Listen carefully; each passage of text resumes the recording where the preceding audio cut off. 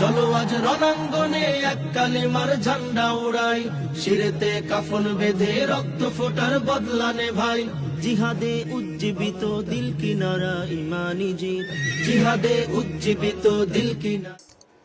قال رسول الله صلى الله تعالى عليه وسلم: سبعة يظلهم الله يوم القيامة يوم لا ظل إلا ظل إمام عادل وشاب نشأ في عبادة الله ورجل قلبه معلق في المساجد ورجلان تحابا في الله واجتمعا عليه وتفرقا عليه।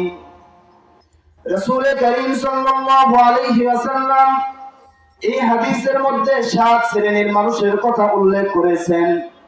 যেই 7 শ্রেণীর মানুষ কিয়ামতের কঠিন ভয়াবহ মুহূর্তে, যেই সময় আল্লাহর আরশের ছায়া ছাড়া আর কোনো ছায়া থাকবে না, আল্লাহর আরশের শামিয়ানা ছাড়া আর কোনো শামিয়ানা থাকবে না, এই কঠিন মুহূর্তে আল্লাহ তাআলা 7 শ্রেণীর মানুষকে আল্লাহর আরশের নিচে ছায়া দিবেন।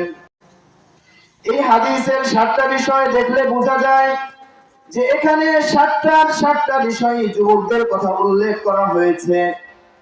কারণ যেই বিষয়গুলো এখানে উল্লেখ করা হয়েছে, এই বিষয়গুলো একজন মানুষের শরীরে শক্তি না থাকলে করা সম্ভব না।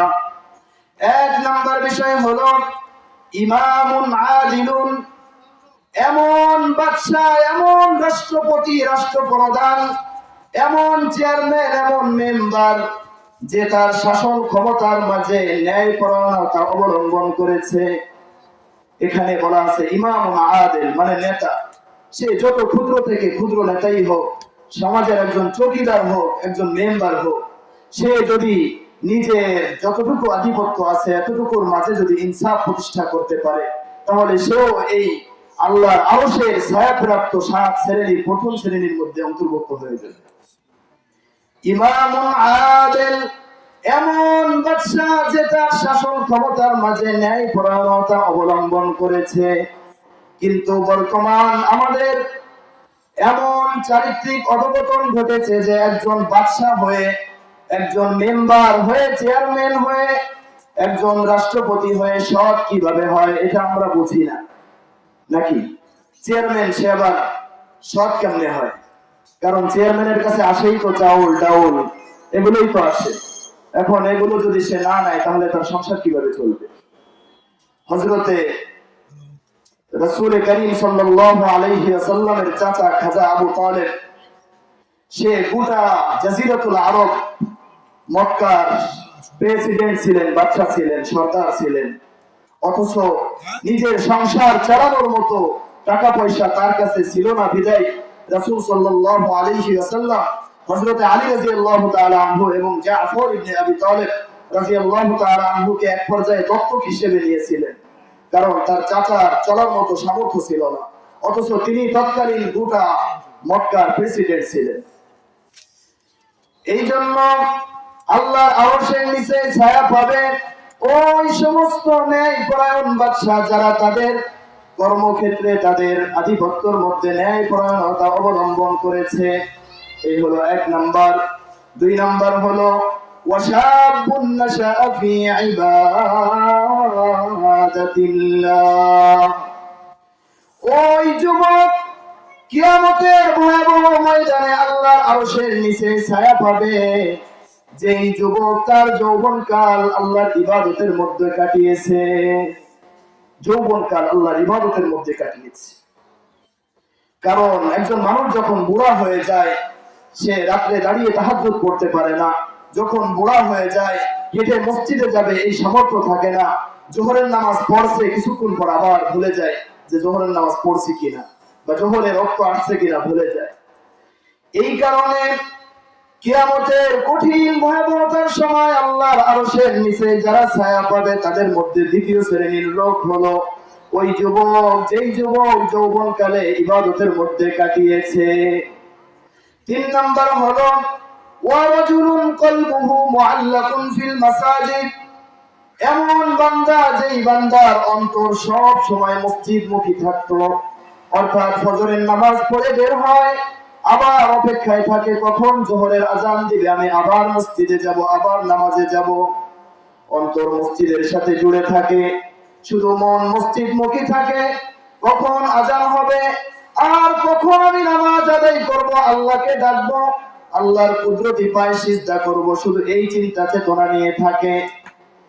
চার নাম্বার শ্রেণী হলো ওয়ারাজুলানি তাহাব্বা ফিল্লাহ ওয়াজতামাআ আলাইহি ওয়া তাফাররাকা আলাইহি, দুইজন বান্দা একে অপরকে মহব্বত করে, ভালোবাসে, তবে তাদের এই ভালোবাসা দুনিয়ার কোনো চাহিদার কারণে নয়, তাদের এই ভালোবাসাটা হলো একমাত্র আল্লাহকে কেন্দ্র করে, অর্থাৎ আল হুব্বু ফিল্লাহ ওয়াল বুগযু ফিল্লাহ।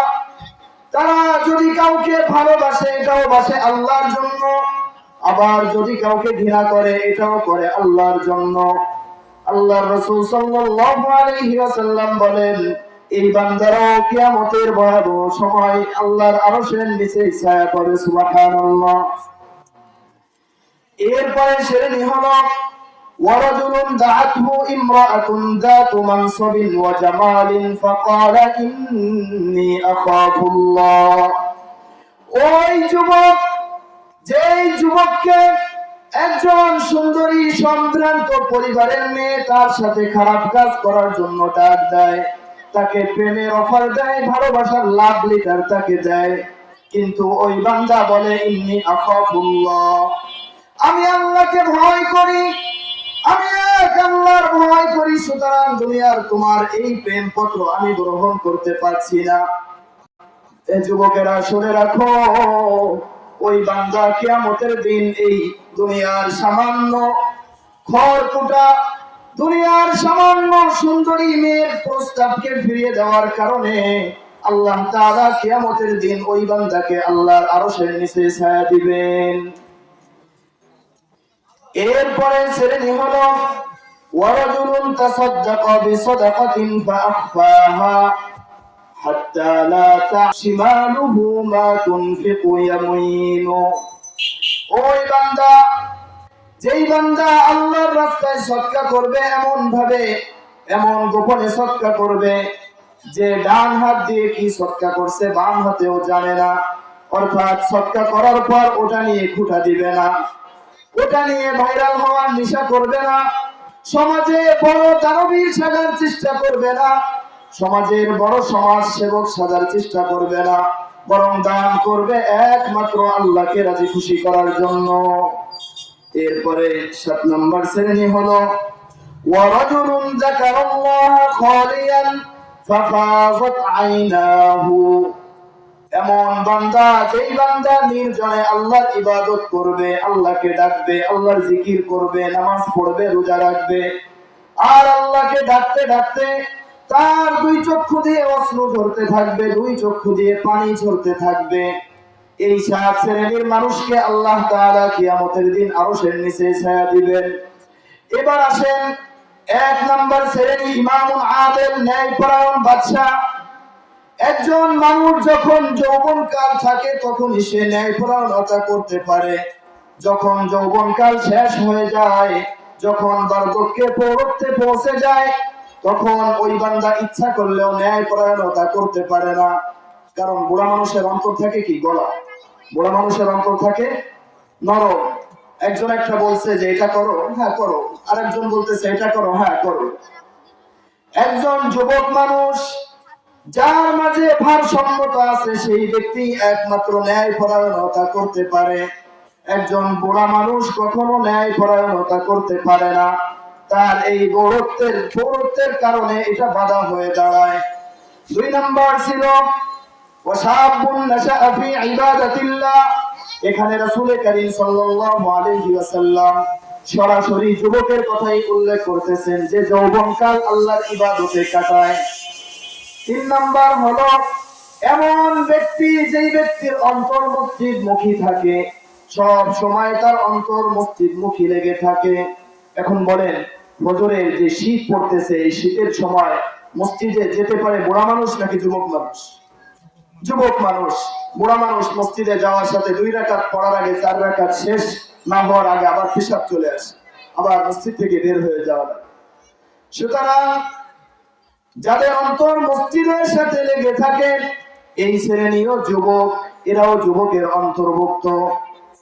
এরপরে 4 নাম্বার শ্রেণী হলো দুইজন মানুষ একে অপরকে ভালোবাসে, একমাত্র আল্লাহর জন্যই ভালোবাসে এবং আলাদা হলে একমাত্র আল্লাহর জন্যই আলাদা হয়ে যায়। এবার সকলে বলেন যে একজন মানুষের প্রেম ভালোবাসা এটা কি যৌবনকালে হয় নাকি বার্ধক্যে হয়? যৌবনকালে প্রেম ভালোবাসা এটা যৌবনেই বেশি হয়। বার্ধক্যে আল্লাহ কোরআনে বলে দিয়েছেন রহমত। বার্ধক্যে যেটা হয় এটা হয় রহমত, অনুগ্রহ, কিন্তু ভালোবাসা এটা হয় যৌবনকালে। সুতরাং এই 4 নম্বর পয়েন্ট এটাও যুবকদের জন্য। এরপরে 5 নম্বর যেটা, ওয়ারাজুলুন দাআতহু ইমরাআতু যাত মানসাবিন, সুন্দরী নারী, সম্ভ্রান্ত নারী অপকর্মের জন্য, প্রেমের জন্য তাকে প্রস্তাব দিল। এখন প্রেমের প্রস্তাব কি বুড়োকে দেয় না যুবককে দেয়? যুবককেই দেয়। অপকর্ম করার মতো সক্ষমতা যুবকেরই আছে, বুড়োর নাই। এরপরে 6 নম্বর পয়েন্ট হলো ওয়ারাজুলুন তাসাদদাকা বিসাদাকাতিন, বান্দা আল্লাহর রাস্তায় দান করে, খরচ করে, এটাও যুবকদের জন্য। বলবেন কিভাবে?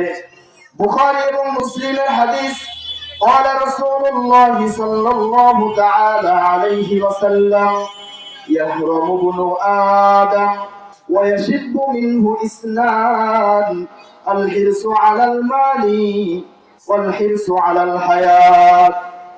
রাসূল কারীম সাল্লাল্লাহু আলাইহি ওয়াসাল্লাম বলেন একজন মানুষ বুড়া হয়ে যায়, মানুষের মধ্যে বুড়ার ভাব চলে আসে, পৌরত্ব চলে আসে, কিন্তু ওই বান্দা থেকে আরো 2টা জিনিস আরো যুবক হতে থাকে। মানুষ বুড়া হয় কিন্তু 2টা জিনিস যুবক হয়। একটা হলো ধন সম্পদের লোভ, দ্বিতীয়টা হলো জীবনের লোভ। তাহলে বুড়া মানুষ যত বুড়া হয় সম্পদের লোভ চলে আসে। দেখবেন বুড়া একেবারে বুড়া হয়ে গেছে, এক পাও কবরে চলে গেছে, তারপরেও চুল পরিমাণ টাকা পয়সা কাউকে ছাড় দিতে চায় না। এটা তার দোষ না, মানুষের সৃষ্টিগত এই দোষ।